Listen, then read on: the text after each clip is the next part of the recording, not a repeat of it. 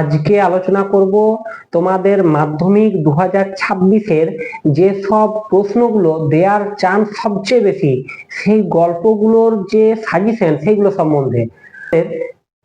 Second সামেটিভে মোট গল্প আছে মোট দুটো, তার মধ্যে আছে পথের দাবি এবং বহুরূপী।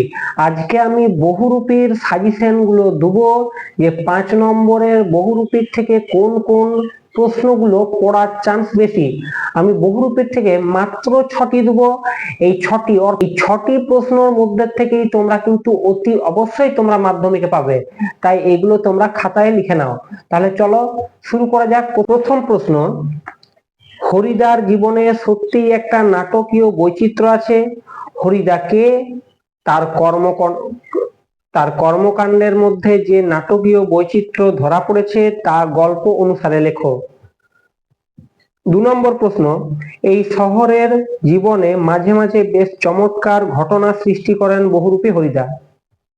হরিদার সৃষ্ট চমৎকার ঘটনাগুলির বিবরণ দাও।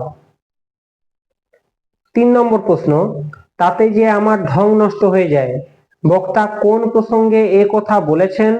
উক্তির আলোকে বক্তার চরিত্র বিশ্লেষণ করো। 4 নম্বর প্রশ্ন, চমকে উঠলেন জগদীশ বাবু, জগদীশ বাবুর পরিচয় দাও, তার চমকে ওঠার কারণ কি?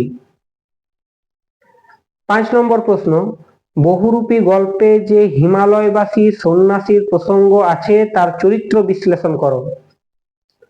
6 নম্বর প্রশ্ন, হরিদা জগদীশ বাবুর বাড়ি বিরাগী সেজে যাওয়ার পর যে ঘটনা ঘটেছিল তা বর্ণনা করো।